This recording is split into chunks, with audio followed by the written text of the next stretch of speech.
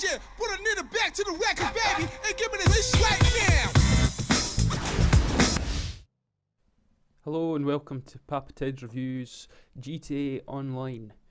I'm going to do a review of this and of the single player game on PS4, but they'll be separate from each other.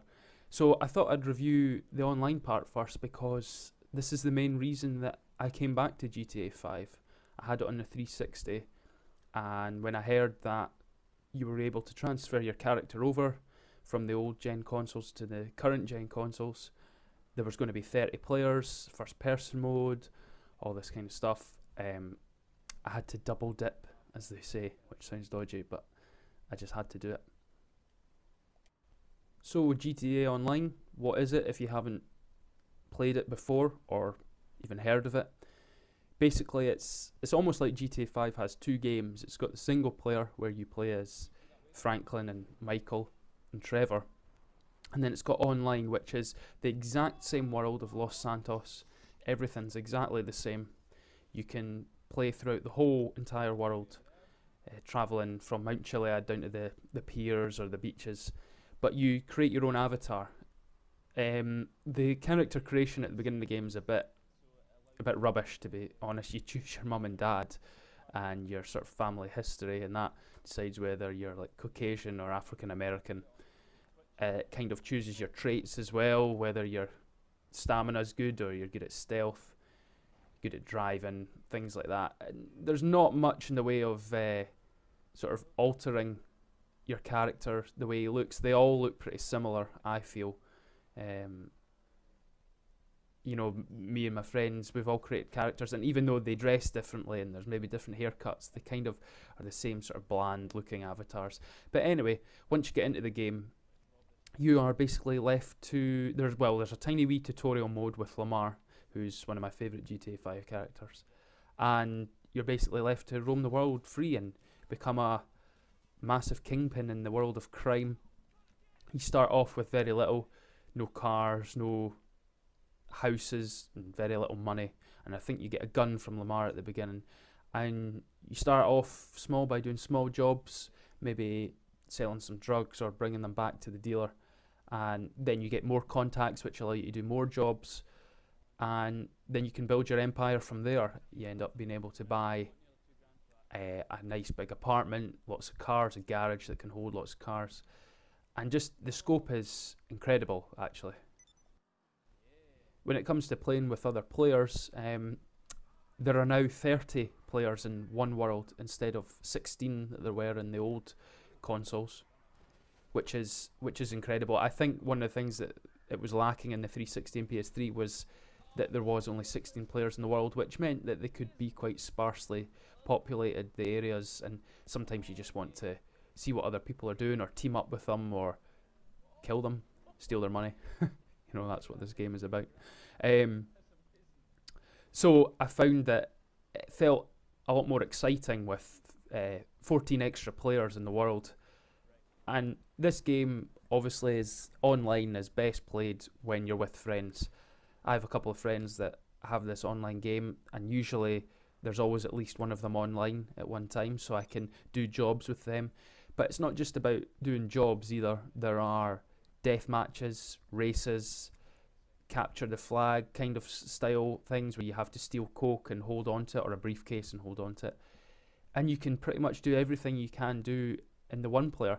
One thing that I noticed in the current gen, I'm not sure if anyone could maybe leave a comment below to let me know what's happening, but one thing that wasn't in the old consoles on the online mode was the stock market, but I was sure that they ended up bringing that into the online. But since I've got the PS4 version, the stock market seems to be a feature that isn't in the online again. Now, I'm not sure if they're planning to update this soon or if they're just planning to leave it out of the online, but I quite like the idea of having the stock market in the online mode. But everything else is there, plus more. I mean, you can go online on your phone, buy planes and cars. Everything's there. You can customize your car, go to Ammunition, buy all these guns, customize your guns. You can create a crew, and a crew is basically like your gang. You can name it, and you can fight other crews and you get crew rank. And you also level up your character as well. You get reputation points for jobs you do, which allows you to rank up. Now, ranking up's important because a lot of the items in the game, like guns, body armor, grenades, only become available when you're a certain rank, which is a wee bit annoying in a sense, because you would think that if I've got all this money to buy these, then why am I not allowed to buy them?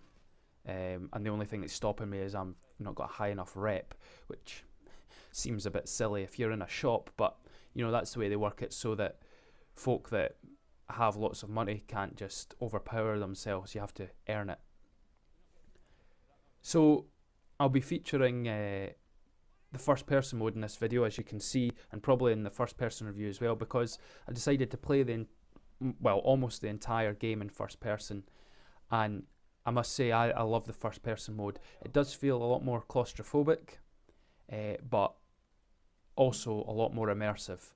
I really feel as though I'm part of the world now, and it works very well. It takes 5-10 minutes to get used to the controls, but there are tons of options to alter your control so that suits your style of play. And the only thing first person doesn't really suit, I found, is the driving and probably the cover mechanics. But you can actually set it up so that when you go into cover it goes into third person. But I find the shooting, and when I'm in the passenger seat of a car, first person mode is definitely the way to go. It really immerses you and it's really quite exciting. Jumping out of a helicopter in first person is possibly the most terrifying thing, apart from actually doing it. But that sense of height and vertigo just really kicks in when you're in first person. What also helps about making it more immersive is that the graphics are quite vastly improved from the previous versions. Well, I found they were. The 1080p solid 30 frames per second frame rate and the increased draw distance just made the atmosphere of the world feel a lot more believable and immersed you even more in the world.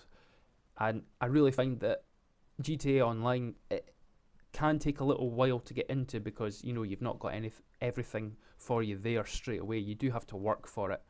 But once you've got a friend and you're doing jobs, missions, escaping from the police, getting chased by other players, it's a fantastic achievement by Rockstar, and I really think that they've outdone themselves here.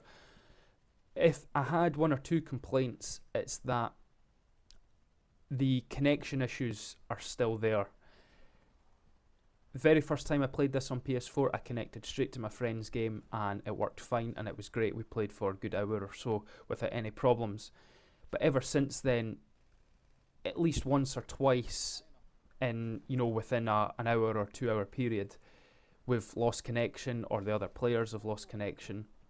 We've been kicked from each other's games and been unable to rejoin. And this isn't our internet. Our internet's fast enough and it's good enough. And I just think there's maybe a teething problem with the new gen consoles again, which I'm sure will be ironed out in the near future. So, Grand Theft Auto Online, if you've got GTA 5 and you've not played this mode, you really need to play it. It's just as good as the single player, and I actually enjoy it more. It's the reason I bought Grand Theft Auto 5 again, was to play the online mode again with friends. So yeah, absolutely fantastic game. Let me know what your thoughts are in the comments below, and thanks very much for watching.